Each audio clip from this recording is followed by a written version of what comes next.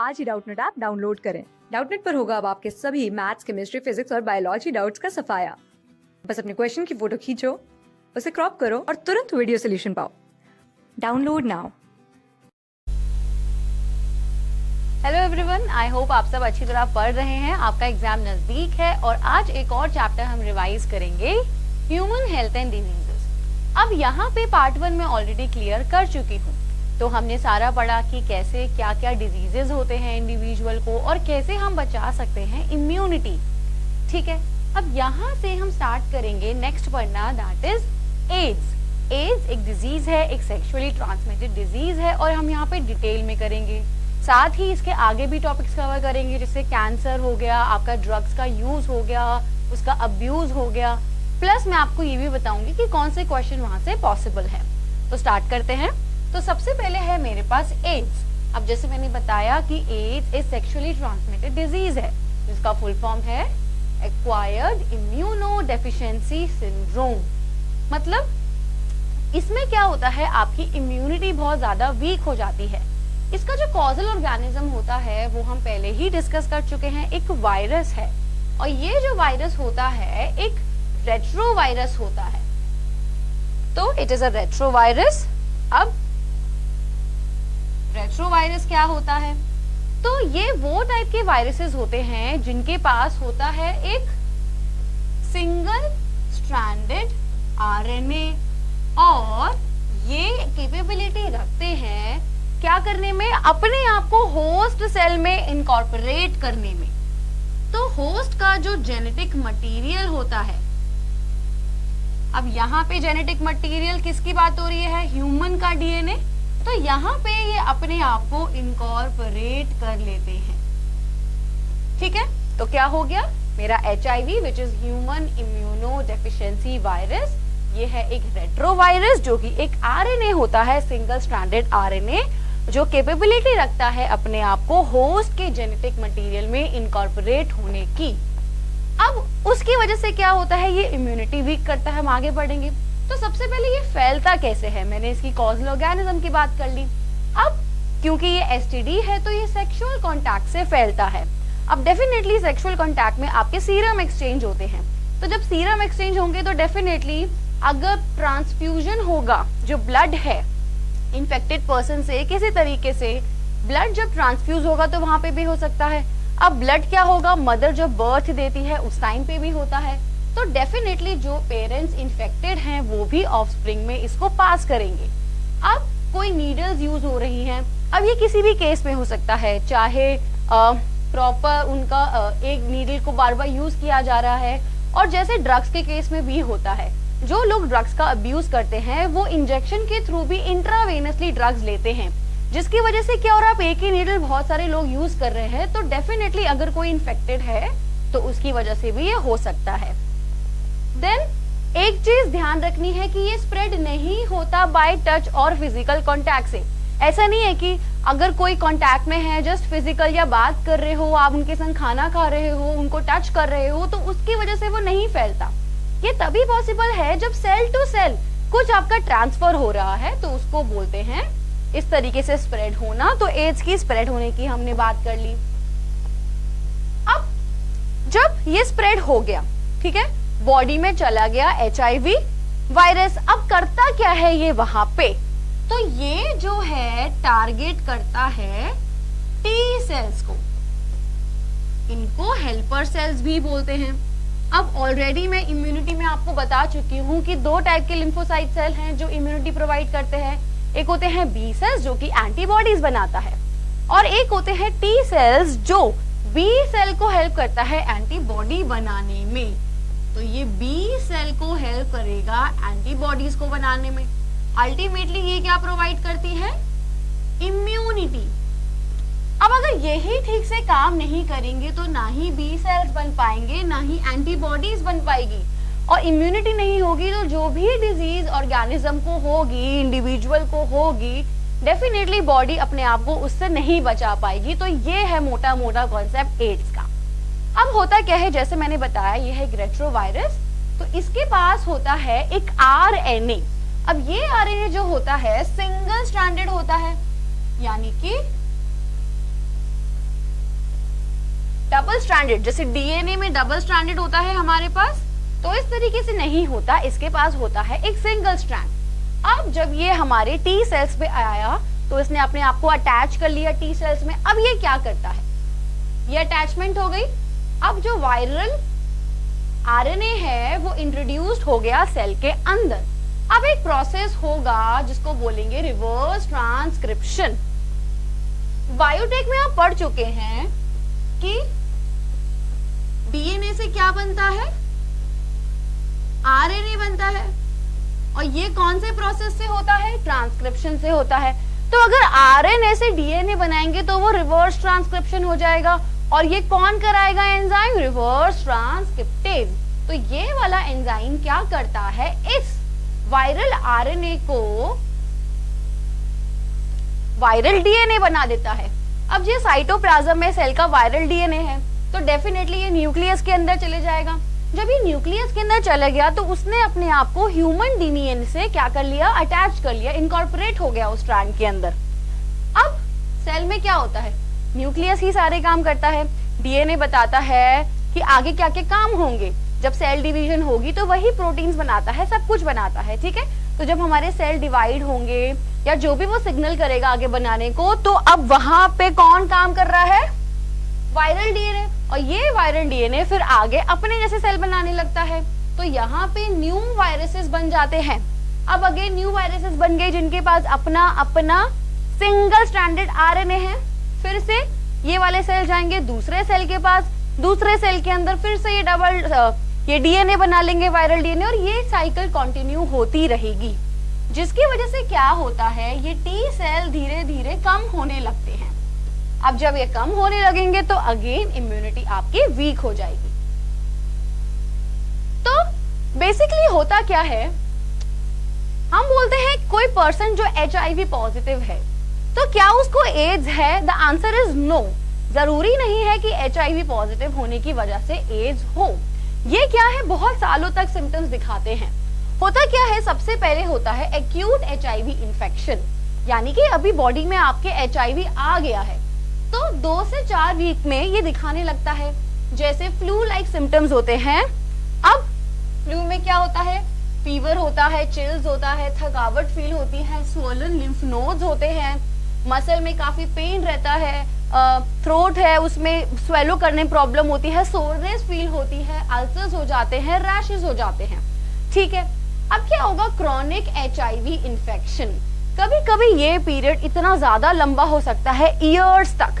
आप देख रहे हो मैंने यहाँ पे मेंशन किया, एनसीईआरटी में आपके लिखा है, इट कैन, आप पढ़ोगे तो 10 to 15 ईयर्स तक भी ये रहता है। अब आप इमेजिन कीजिए, एक HIV वायरस बॉडी के अंदर आया, उसने इन्फेक्ट किया, फटाफट अपने सिम्टम ले लिया। अब उसने अपनी प्रोजेनी को कितना इंक्रीज करना है, बॉडी में हमारा डीएनए भी तो है, हमारे टी सेल्स भी तो बन रहे हैं, तो जितनी तेजी से जितने ज्यादा हमारे टी सेल होंगे अभी उतने ज्यादा तो नहीं बना लेगा ये अपने। मतलब कहने का मतलब है हमारी बॉडी में टी सेल्स बन रहे हैं और ये जो आरएनए है ये डीएनए बना के पूरा उसके बाद क्या कर रहा है, अल्टीमेटली इनकॉर्पोरेट हो रहा है, तो ये टी सेल्स को इन्फेक्ट कर रहा है। अब जब फिर से जब डीएनए में आता है फिर से और सेल बनते रहते हैं और टी सेल को इन्फेक्ट करता रहता है, तो हमारी बॉडी बना रही है लेकिन ये काम कर रहे हैं। एक स्टेज ऐसा आएगा जब इतने सारे टी सेल्स बन जाएंगे जो सारे के सारे इन्फेक्टेड होंगे, मतलब एक पॉइंट पे जो हमारे इन्फेक्टेड होंगे वो ज्यादा हो जाएंगे, तब ये वाली फर्दर आगे प्रोसीजर होगा। तो हो सकता है ये जो वायरल इन्फेक्टेड सेल्स हैं इनको बढ़ने में इतना टाइम लग जाए कि कितने सालों तक आपको कोई सिम्टम्स दिखे ही नहीं, बट एक पॉइंट आएगा जब आपको एड्स हो जाएगा, यानी कि जब वो क्या होगा, इम्यूनिटी पे असर करने लगेगा। अब होता क्या है, कोई पर्सन अगर HIV इन्फेक्टेड है तो HIV ट्रीटमेंट किया जाता है जिससे आपकी बॉडी कुछ हद तक अपनी इम्यूनिटी को बचा सके। अगर आप रेगुलर, अगर जो पेशेंट्स है वो रेगुलर इसका ट्रीटमेंट लेते रहे तो डेफिनेटली एटलीस्ट आप इसका स्प्रेड रोक सकते हो, लेकिन डेफिनेटली कभी ना कभी ये पॉइंट आएगा तो डेथ इज इनएविटेबल इस केस में। अब एड्स जब बॉडी के अंदर आ गया तो जैसे मैंने बोला आपकी इम्यून सिस्टम खराब हो गया, कोई भी डिजीज है, डायरिया है बहुत दिनों तक चलेगा, निमोनिया है बहुत दिनों तक चलेगा, एक कॉमन कोल्ड भी आपका निमोनिया बन जाएगा। मतलब इतनी ज्यादा प्रॉब्लम होगी, हर वक्त आपको टायर्ड होगा, which is very much unexplained. Lymph nodes में इतनी ज्यादा स्वेलिंग हो जाएगी, सोरनेस होगी, स्किन में रैशेस हो सकते हैं और बहुत टाइप के और डिसऑर्डर्स। तो अब इसका डायग्नोस कैसे करें? अब डायग्नोस के लिए डेफिनेटली एचआईवी के एंटीबॉडीज का पता लगा लेंगे। उसके बाद ये जो हम एचआईवी की एंटीबॉडीज पता लगा रहे हैं, ये कैसे पता लगाते हैं? Bye ELISA. एचआईवी एंटीबॉडीज मतलब हमारी बॉडी कुछ एंटीबॉडीज बना रही होगी उस एंटीजन के लिए, अब वो या फिर हम डायरेक्टली एचआईवी के एंटीजन पता लगा लें, वो कहाँ पे होंगे? ब्लड में। तो ब्लड का सैंपल लिया जाता है, एंजाइम लिंक्ड इम्यूनोसोर्बिन एसे एक टेक्निक बनाई जाती है जो इतनी ज्यादा डिटेल में आपको नहीं करनी, जिसके थ्रू वो पूरी आपकी लिस्टिंग आ जाती है। देन ट्रीटमेंट कैसे करें? जैसे मैंने बताया इनिशियल स्टेज पे आप कुछ हद तक डिले कर सकते हो एड्स को, तो वो क्या है? एंटी रेट्रोवायरल ड्रग्स होते हैं, ठीक है, but again they are only partially effective. Prevention, अब लेट्स सपोज अगर ऑलरेडी पता था कि किसी को एड्स है, ब्लड ट्रांसफ्यूजन की वजह से किसी सेकंड पर्सन को हो गया, तो यहाँ पे पुअर मॉनिटरिंग है। कोई मदर से अगर चाइल्ड को हो गया, अगेन पुअर मॉनिटरिंग है, हो सकता है मदर में वो सिम्टम्स ना आ रहे हो, बट अगर डॉक्टर ही अपनी तरीके से नेग्लिजेंस दिखाएगा तो डेफिनेटली बच्चे को आगे एड्स हो जाएगा। तो यहाँ पे प्रिवेंशन का मतलब है कि नेग्लिजेंस को अवॉइड करना टोटली, ठीक है। देन कुछ एजेंसीज हैं जैसे नैको है, नेशनल एड्स कंट्रोल ऑर्गेनाइजेशन, इन्होंने ऐसे रूल्स निकाले, काफी ज्यादा अवेयरनेस फैलाई। WHO वर्ल्ड हेल्थ ऑर्गेनाइजेशन, कुछ एनजीओ, अगेन WHO ने इतने सारे रूल्स बनाए जैसे कि हॉस्पिटल में जो नीडल्स होंगी उसका वन टाइम यूज होगा या किस तरीके से, ऐसे कई सारे रूल्स बनाए जिससे कि डेफिनेटली आप स्प्रेड को कंट्रोल कर सकते हो। नाउ नेक्स्ट, एड्स हमारा खत्म हो गया। अब सबसे पहला क्वेश्चन आपको यहीं पे बन जाता है कि एड्स क्या है, क्या उसके साइंस एंड सिम्टम्स है। उसका जो डायग्राम था जो पूरा कि किस तरीके से वो करता है, आपको डेफिनेटली एज इट इज दिमाग में छपा होना चाहिए। तो अगर आपको कॉन्सेप्ट्स आता है तो आप उसको खुद बना सकते हो। अब जो हमारा सेकेंड इंपॉर्टेंट टॉपिक है दैट इज कैंसर। अब कैंसर होता कैसे है? ये सबको पता है कि कितना ज्यादा ये फैल चुका है पर्टिकुलर ये डिसऑर्डर, और आजकल कितने लोगों को हो रहा है, हर वक्त कितने ज्यादा लोगों की इससे डेथ होती है। डेफिनेटली बहुत ज्यादा माइंड डिस्टर्बिंग होता है। तो ये हो कैसे रहा है हमें ये पता होना चाहिए। तो हमारी बॉडी में क्या होता है, प्रोटोऑन्कोजीन्स हैं, ठीक है। हर बॉडी में कोई जीन है जिसका कुछ ना कुछ फंक्शन होता है। ये क्या करते हैं, इनका काम होता है सेल की ग्रोथ पे कंट्रोल रखना, एपोप्टोसिस करना। एपोप्टोसिस को बोलते हैं प्रोग्राम सेल डेथ। सेल है, कोई चोट लग गई, ठीक है, फटाफट जो ड्राई स्किन है वो तरह के न्यू सेल्स आते हैं। अगर मान लो न्यू सेल्स आते ही रहेंगे वहां पे, तो एक्स्ट्रा आपकी स्किन आ जाएगी ना, ट्यूमर टाइप बन जाएगा। तो वही चीज यहाँ पे भी होती है। एपोप्टोसिस में क्या होता है, cell death, it is a program cell death की सेल में कोई खराबी हो गई, कोई भी ऑर्गेनली ठीक से काम नहीं कर रहा, एज हो गया, न्यू सेल्स की रिक्वायरमेंट है, तो यहाँ पे ये वाला चीज काम करने लगता है। देन नेक्स्ट होता है कॉन्टैक्ट इनहिबिशन। अब इतनी सी जगह है, उसमें ये 3-4 सेल ही आ सकते हैं, तो यहाँ पे 5-7 सेल थोड़ी आएंगे। तो यानी कि ये एक सेल जब यहाँ पे फिट हुआ, दूसरा सेल जब यहाँ फिट हुआ, तो ये आपस में सिग्नल करते हैं एक तरीके से कॉन्टैक्ट इनहिबिशन, मतलब यहाँ पे कोई एक्स्ट्रा एडिशंस को नहीं आने देते, कोई एक्स्ट्रा सेल यहाँ पे डेफिनेटली ऐड नहीं हो सकता है, प्रॉपर स्पेस में बनेगा। या मैं आपको सिंपल डायग्राम से बोलूं, ये इस तरीके से अगर है तो ऐसे नहीं हो सकता, ऐसा नहीं है कि बहुत सारे सेल्स बन जाएंगे। तो कॉन्टैक्ट इनहिबिशन में क्या होगा, आपस की जो कॉन्टैक्टेड सेल्स हैं वो मेक श्योर करते हैं कि अनकंट्रोलेबल ग्रोथ ना हो, ये चीज ना हो। अब क्या हो गया, किसी वजह से ये दोनों ही फंक्शन परफॉर्म नहीं हो पा रहे, और ये क्यों हो रहा है, किसी तरीके की म्यूटेशन की वजह से। म्यूटेशन आपको पता है, अब ये म्यूटेशन किसी भी रीजंस की वजह से होता है। जो म्यूटेशंस क्या करते हैं, कैंसर प्रोड्यूस करते हैं, उनको बोलते हैं कार्सिनोजेंस। अब वो कोई आयनाइजिंग रेडिएशन हो सकती है, एक्स रेज हो सकती है, अल्फा रेज हो सकती है, नॉन आयनाइजिंग हो सकती है, यूवी हो सकती है। सबको पता है बहुत ज्यादा यूवी के एक्सपोजर से क्या होता है, स्किन कैंसर होता है, तो वो इसी तरीके से करता है। कोई केमिकल हो सकते हैं, जैसे कहते हैं कि सिगरेट नहीं पीना है, टोबैको नहीं खाना है, उसमें ऐसे केमिकल्स होते हैं जो अगेन कैंसर प्रोड्यूस करते हैं। ऑन्कोजेनिक वायरसेस, कोई वायरस ऐसे हो सकते हैं जो कैंसर को प्रोड्यूस करें। तो जब म्यूटेशन हो गई इनकी वजह से, तो ये प्रोटो ऑन्कोजीन बन गए ऑन्कोजीन्स। तो ये डेफिनेटली ये सारे फंक्शन परफॉर्म नहीं कर पा रहे। तो ये क्या कर रहा है, ना ही इसमें एपोप्टोसिस हो पा रही है, ना ही प्रॉपर्ली कॉन्टैक्ट इनहिबिशन हो रहा है, सेल आपस में किसी भी तरीके से प्रॉपर नहीं कर रहे हैं फंक्शन। तो अनकंट्रोलेबल ग्रोथ हो जाएगी, जिसको बोलते हैं ट्यूमर। अब ये ट्यूमर दो टाइप का हो सकता है। एक होता है बिनाइन, यानी कि लेट्स सपोज किसी ऑर्गन में अगर यहाँ पे एक ट्यूमर है, सेल ग्रोथ हो गई है, पर वो यही है, वो मूव नहीं कर रहा। अब हो सकता है पूरी बॉडी में फ्लूइड्स पास कर रहे हैं, फ्लूइड आया, कुछ पार्टिकल्स यहाँ आए, तो उन्होंने हर जगह स्प्रेड हो गया पूरे वे में, इस तरीके से जो सेल की ग्रोथ हो गई। तो यहाँ पे क्या हो रहा है, स्प्रेड हो रहा है, जिसको बोलते हैं मेटास्टैसिस। जब वो स्प्रेड होने लगता है तो डेफिनेटली पूरी रीजन को इफेक्ट कर रहा है, और वो हो जाता है मैलिग्नेंट ट्यूमर। और मैलिग्नेंट ट्यूमर को ही बोलते हैं कैंसर। बिनाइन अपनी ही जगह में रहता है और मैलिग्नेंट माइग्रेट करता रहता है। ठीक है, तो कैंसर कैसे हुआ हमने देख लिया। अब ये कैंसर अलग अलग है, जैसे अगर कोई फ्लूइड्स का है, सार्कोमा का है, लिम्फोमा होता है, मसल में है, कहाँ पे है, उस तरीके से डिफरेंट टाइप के कैंसर्स होते हैं। अब क्वेश्चन यहाँ पे ये भी आ जाता है, एक तो कॉज हो गया। अब कैंसर सेल्स और नॉर्मल सेल्स में डिफरेंस क्या है? तो सिंपल सी बात है, कैंसर सेल्स जबरदस्ती का बढ़ रहे हैं, उसमें कोई भी कंट्रोल नहीं है किसी चीज का। तो नॉर्मल सेल जैसे प्रॉपर शेप एंड साइज में होंगे, यहाँ पे वो चीज नहीं मिलने वाली है। वहां पे एपोप्टोसिस हो रही है, प्रोग्राम सेल डेथ हो रही है। यहाँ पे क्या हो रहा है, ये अनलिमिटेडली ग्रो करे जा रहे हैं, जिसकी वजह से क्लस्टर ऑफ सेल्स बन जा रहा है, ट्यूमर बन जा रहा है। यहाँ पे कॉन्टैक्ट इनहिबिशन नहीं हो रहा, सेल आपस में कॉन्टैक्ट नहीं कर रहे और इनहिबिट नहीं कर रहे, सॉरी उल्टा बोल दिया। यहाँ पे क्या हो रहा है, कॉन्टैक्ट इनहिबिशन हो रहा है, नॉर्मल सेल की बात कर रही हूँ। तो सेल आपस में कॉन्टैक्ट कर रहे हैं और एक अनकंट्रोलेबल ग्रोथ को रोकेंगे।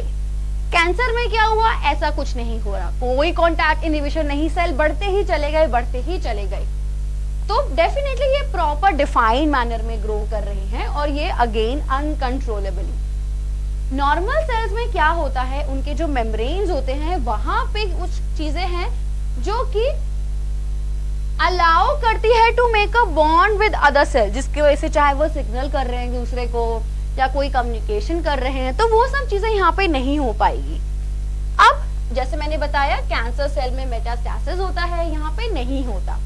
ठीक है, अब डेफिनेटली एक चीज और, सेल बना अभी इमेच्योर है, जब मैच्योर हुआ फिर डिवाइड हुआ और अपना फंक्शन अटेन कर लिया। ठीक है, उस तरफ क्या हो गया, सेल बना मैच्योर होने से पहले ही वो बढ़ने लग गया। तो इतने सारे सेल्स बन गए जो डेफिनेटली एक्स्ट्रा सेल्स हैं, और वो सेल्स मैच्योर भी नहीं है, तो ना ही अपना फंक्शन परफॉर्म कर पा रहे हैं ठीक से और खराब ही है। तो ये हो गया difference between normal cell and cancer cells. Next हम मेरे पास इसको डिटेक्शन कैसे करेंगे, तो एक प्रोसेस आपने सुना होगा बहुत ज्यादा, दैट इज बायोप्सी। बायोप्सी कराते हैं। इसमें क्या होता है, जहां पे भी आपको लगता है कि कैंसर है जिस रीजन में, वहां की कुछ सेल्स को ले लिया जाता है और एक हिस्टोलॉजिकल टेक्निक से यूज करते हैं। हिस्टोलॉजिकल यानी कि उसको रख लेंगे कुछ टाइम तक, उसको देखेंगे कि किस तरीके से वो ग्रो कर रहा है, फिर अंडर द माइक्रोस्कोप उसको चेक करते हैं कि जो इसका सेल का नंबर है वो क्या ज्यादा ही तो नहीं बढ़ गया। अगर डेफिनेटली वो एकदम बेहद बड़े जा रहे हैं वो सेल, तो that is definitely cancer. Radiography से डिटेक्ट कर सकते हैं, दैट इज एक्सरेज। अब सीटी स्कैन सुना है, दैट इज कंप्यूटेड टोमोग्राफी, जिसमें एक्सरेज का यूज होता है। एमआरआई कर सकते हैं, जिसको बोलते हैं मैग्नेटिक रेजोनेंस इमेजिंग। ये क्या करता है, मैग्नेटिक फील्ड का यूज करता है। एंटीबॉडीज डेफिनेटली उसके अगेंस्ट लड़ेंगे तो वहां पे भी डिटेक्शन हो सकती है। तो इस तरीके से हम डिटेक्ट कर सकते हैं। नेक्स्ट, अब इसका ट्रीटमेंट कैसे करेंगे। अब अगर तो कोई छोटा सा है जो अभी इतनी स्टेज में नहीं है, इनिशियल स्टेज में है, तो सर्जरी करते हैं डॉक्टर। अगर डेफिनेटली कुछ और वो सर्जरी से हो सकता है, क्योंकि फ्लूइड से क्या होगा, फ्लूइड जब जाएगा तो फ्लूइड के साथ हर जगह फैलता रहेगा। तो इसीलिए वहां बड़े बड़े जहाँ पे नेक्स्ट स्टेज थर्ड स्टेज आ गई, सेकंड स्टेज आ गई, वहां पे हर केसेस में सर्जरी पॉसिबल नहीं होती, क्योंकि वो फैल सकता है। अब हर जगह तो नहीं कर सकते, तो रेडियोथेरेपी यूज होती है, कीमोथेरेपी यूज होती है। रेडियोथेरेपी में रेडिएशंस का यूज करते हैं बहुत ध्यान से, ताकि ये उन्हीं सेल्स को वैनिश कर दें जो कि कैंसर सेल्स हैं, बहुत आसपास के सेल्स को बचा के। सिमिलरली ऐसे मेडिसिन ड्रग्स इंट्रोड्यूस किए जाते हैं और वो इंट्रावेनसली बॉडी में इंजेक्ट किया जाता है, जो अगेन कैंसर सेल्स को मारेगा। वो क्या होते हैं, ये ड्रग्स। अब यहाँ भी मैंने एक टर्म लिखा है विच इज अल्फा इंटरफेरॉन। अब क्या हो रहा है, हम अपने ही सेल्स को मार रहे हैं, तो डेफिनेटली बॉडी ये चीज करने नहीं देगा। तो ऐसा काम ना रुके, इसलिए ये दिया जाता है। अब ये तीनों ट्रीटमेंट्स भी साथ में यूज किए जाते हैं। तो ये तो हो गया हमारा ट्रीटमेंट। तो हमने कैंसर भी पढ़ लिया, तो अगेन एक क्वेश्चन आपका कैंसर से बन गया। अब जो लास्ट पार्ट है इस पूरे चैप्टर का, दैट इज द ड्रग्स। तो यहाँ से भी क्वेश्चन आते हैं। अब यहाँ पे आपको छोटे छोटे क्वेश्चन भी आ सकते हैं, जैसे एमसीक्यू का पैटर्न है इस बार। हो सकता है आपको पूछ ले कि ये वाला ड्रग कहाँ से एक्सट्रैक्ट किया गया है, ये कैसे काम करता है, या कोई डिटेल में पूछ ले, तो किसी भी टाइप से क्वेश्चन आ सकते हैं। तो सबसे पहले मैंने क्या किया, जितने भी मेरे ड्रग्स हैं उसको हमने अलग अलग कैटेगरीज में बांट दिया। तो स्टार्ट करते हैं फर्स्ट कैटेगरी से, जिसको आपकी एनसीईआरटी में लिखा है ओपॉइड्स। अब एनसीईआरटी में बहुत स्कैटर दे रखा है, तो यहाँ पे आपको एक इजी समझ में आ जाएगा। अब ओपॉइड्स को, कुछ ओपॉइड सेडेटिव्स नारकोटिक्स का काम करते हैं। नारकोटिक्स बेसिकली क्या होता है, नार्कोस का मतलब होता है स्लीप। जो ऐसे ड्रग्स हैं जो आपकी बॉडी में स्लीप इंड्यूस कर रहे हैं। उसी तरह सेडेटिव जो कि एक कामिंग इफेक्ट दे रहे हैं, तो उनको बोलते हैं ओपॉइड्स। ये क्या करते हैं, ब्रेन और गैस्ट्रोइंटेस्टिनल जो ट्रैक्ट होता है उसके ओपॉइड रिसेप्टर से अटैच होते हैं। तो यहाँ से याद हो गया, ओपॉइड्स ओपॉइड रिसेप्टर से अटैच होते हैं। और ये कौन से प्लांट से लिया जाता है, ओपियम प्लांट, जिसको पॉपी भी बोलते हैं, और साइंटिफिक नेम है पेपेवर सोमनीफेरम। ठीक है। कुछ के अंदर एनाल्जेसिक प्रॉपर्टी होती है। एनाल्जेसिक प्रॉपर्टी जैसे दर्द हुआ, गोली खा ली, तो वो आपका पेन को रिलीव करता है, तो यही वो चीज होती है। अब इसको स्नॉट भी किया जाता है और इंजेक्टेड भी किया होता है। अब जो ये पेपर सेमनीफेरम का जो लेटेक्स होता है, एक स्टिकी वाइट सब्सटेंस होता है, तो उससे ये बनाए जाते हैं ड्रग्स। अब जो आपके एनसीईआरटी में दिया है मॉर्फिन एंड हीरोइन। तो मॉर्फिन क्या होता है, एक नेचुरल ड्रग है। It is a natural drug जो कि नेचुरली किया जाता है। अर्लियर इसको यूज किया था मेडिसिनल पर्पसेस के लिए। कोई सर्जरी होगी तो डेफिनेटली कितना ज्यादा पेन होगा, तो उस पेन को रोकने के लिए दिया जाता था। लेकिन लेटर ऑन उस कामिंग इफेक्ट के लिए इसका मिसयूज होने लगा। जब मॉर्फिन का ही डाई एसिटाइलेशन करते हैं तो मिलता है हीरोइन, जिसको स्मैक भी बोलते हैं। और क्योंकि वो डाई एसिटाइलेशन से हुआ है तो इसको डाई एसिटाइल मॉर्फिन भी कहते हैं। ये व्हाइट कलर का होता है, ओडरलेस होता है। और सॉरी, ये वाली स्टेटमेंट यहाँ पे नहीं आई। ठीक है। ये एक पोटेंट ड्रग है जिसको यूज किया जाता है बिल्कुल एब्यूज के लिए ही। नेक्स्ट मेरे पास आ जाता है कोडीन। ये बिल्कुल सिंथेटिक है। हीरोइन सेमी सिंथेटिक था, क्योंकि वो एक नेचुरल वाले कंपाउंड से कुछ चेंज करके फिर उसको बनाया गया था। ये फुली सिंथेटिक है। कोडीन, जो कफ सिरप्स होते हैं उसमें कोडीन होता है। ऐसा होता है ना, कफ सिरप पीने के बाद नींद सी आती है, तो वो यही चीज करती है, नार्कोटिक इफेक्ट देता है। ठीक है। ये हमारे ये कवर हो गए ओपॉइड्स। नेक्स्ट बुक में दे रखा है कैनाबिनॉइड। अब ये बहुत इजीली मैंने इसको यहाँ पे एक्सप्लेन किया है। बुक में आपको ये दिख रहा होगा, हर जगह इसके नाम लिख रखे हैं, आगे पीछे। बच्चों को समझ ही नहीं आता है कि कौन सी कैटेगरी में कौन सा है। तो यहाँ पे जो कैनाबिनॉइड्स होते हैं वो हैल्यूसिनोजेंस का काम करते हैं। हैल्यूसिनोजेन एक ऐसी एक्टिविटी है, आपने मूवीज में देखा होगा, जो संजू वाली मूवी आई थी, आपने देखा होगा, जो दिख रही है कोई चीज पर है नहीं, आप सुनते हो कुछ पर ऐसा हो नहीं रहा। मान लो जो इस पर्टिकुलर इसके इफेक्ट में है, रस्सी को वो सांप समझ लेते हैं। तो इस टाइप की जो चीजें होती हैं वो हैलुसिनोजेनिक प्रॉपर्टी होती है। तो जैसे ओपोइड सेक्टर से ओपीएम वाले ड्रग होते थे, कैनाबिनॉइड्स कैनाबिनॉइड रिसेप्टर से होते हैं। ठीक है, अब ये और परसेप्शन जो माइंड के होते हैं उसको ऑल्टर करता है, चेंज करता है, तो हैल्यूसिनोजेनिक इफेक्ट। अब इसके जो प्लांट्स जिनसे ये बनता है, जैसे कैनाबिस सटाइवा, कैनाबिस सटाइवा से ही आपको क्या क्या मिलता है, हशीश, भांग, गांजा, चरस और मैरिजुआना, जिसमें सबसे ज्यादा जो पोटेंट होता है वो हशीश होता है, हशीश ऑयल होता है, चरस भी काफी पोटेंट होता है। ये सारे के सारे मिलते हैं कैनाबिस सटाइवा प्लांट से। कैनाबिस सटाइवा के जो इन्फ्लोरेसेंस है, अगर फ्लावर से कुछ लेंगे तो कुछ बनता है, लीव से कुछ बनता है, रेजिन से कुछ बनता है, तो उस तरीके से ये डिफरेंट टाइप के ड्रग्स होते हैं। ठीक है, अब और भी क्या होते हैं, जैसे प्लांट्स एट्रोपा हो गया, धतूरा हो गया, तो ये भी प्रोड्यूस करते हैं इस टाइप के ड्रग्स। एक और हमारे पास होता है LSD, जो कि एक फंगस से आता है, एग्रोट राई वाला फंगस। तो ये इसका जो फुल फॉर्म है that is lysergic acid di ethyl amide. इसकी फुल फॉर्म भी इंपॉर्टेंट होती है। तो ये अगेन एक ड्रग है जो कि ये सारे के सारे फॉल होते हैं under the class cannabinoids. Question अगर आपको पूछ लेगा कि कौन कौन से ड्रग है, अब आप इजीली लिख सकते हो, ये है दिखने में थोड़ा सा, लेकिन आप एक्सप्लेन कर सकते हो कि कैनाबिनॉइड्स ये ड्रग होते हैं, यहाँ से मिलते हैं, एग्जाम्पल दिस, इसका ये काम होता है, इस तरीके से ब्रेन की एक्टिविटी को खराब करते हैं, इनहेल किया जाता है, ओरली भी लिया जाता है। ठीक है, नेक्स्ट हमारे पास आ जाते हैं एल्कलॉइड्स, और ये स्टिमुलेंट्स का काम करते हैं। स्टिमुलेंट्स जो आपकी ब्रेन की एक्टिविटी को बढ़ाएगा, तो ये डोपामीन की तरह एक्ट करते हैं। डोपामीन क्या होता है, बॉडी का एक न्यूरोट्रांसमीटर है। जब आपको एनर्जी चाहिए होती है तो ब्रेन क्या करता है, डोपामीन रिलीज कर देता है, आप एनर्जेटिक हो जाते हो। तो जैसे ही अल्कलॉइड्स आपकी बॉडी में जाएगा, बॉडी को लगेगा डोपामीन मिल गया, आप सडनली एनर्जेटिक फील करोगे, एनर्जेटिक स्टिमुलेट हो जाएगा, आपका माइंड एक स्टेट ऑफ वेलबीइंग होगा which is known as euphorbia.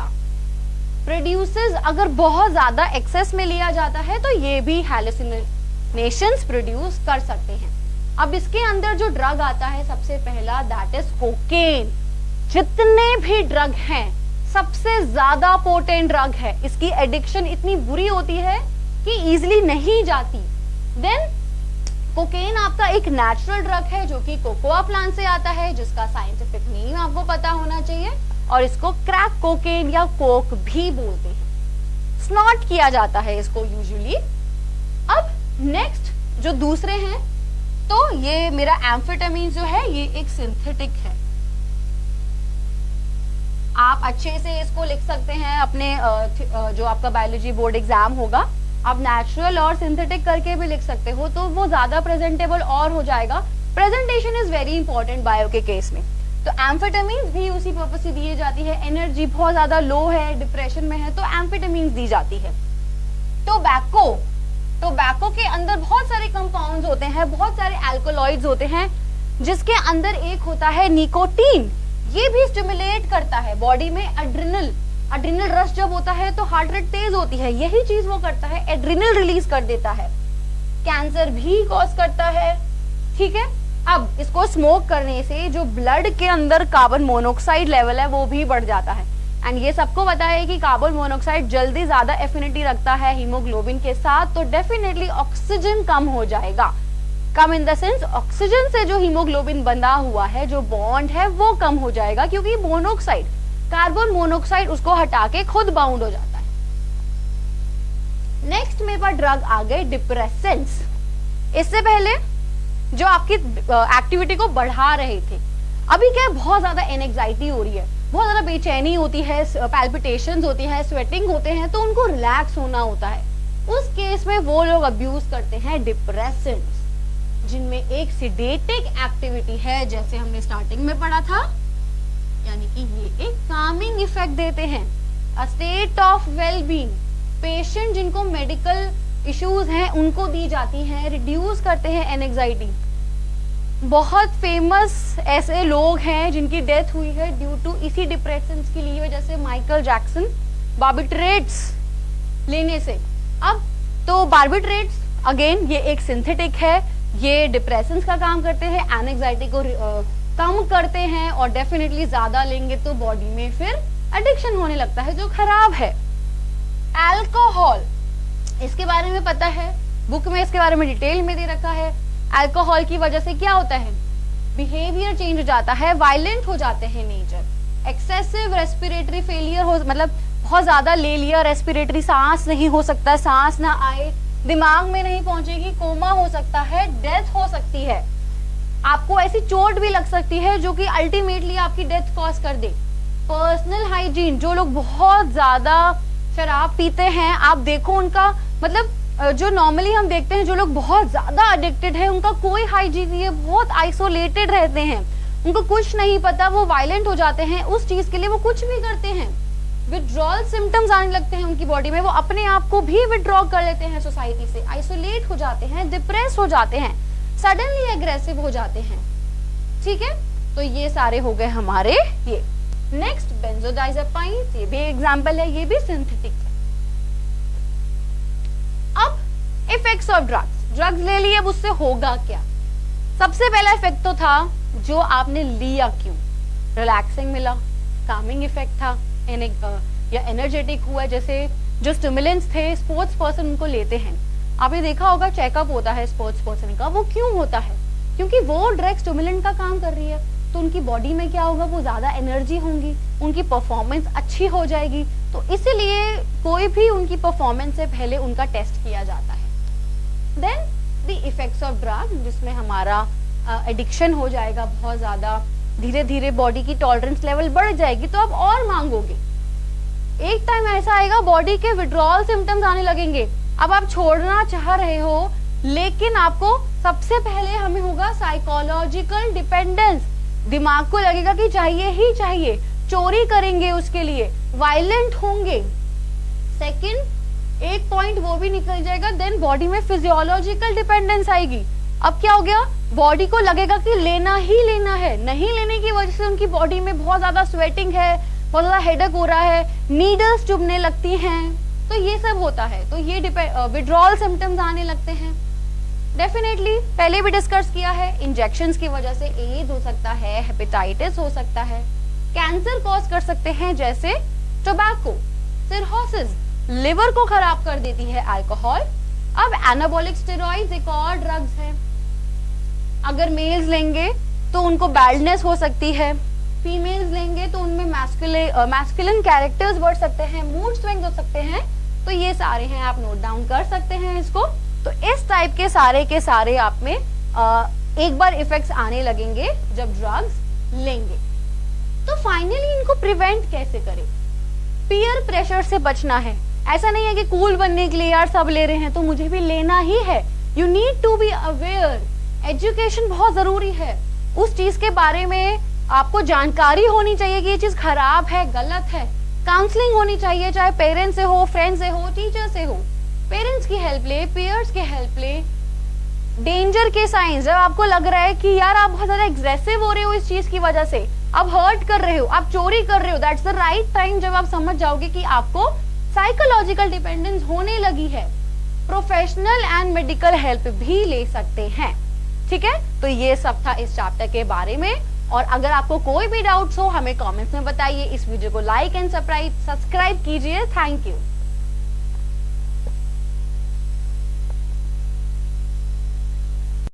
Class 6 से 12 से लेके नीट, IIT, JEE मेंस और एडवांस के लेवल तक 10 मिलियन से ज्यादा स्टूडेंट्स का भरोसा। आज ही डाउनलोड करें डाउटनेट ऐप या व्हाट्सएप कीजिए अपने डाउट्स 8400 400 400 पर।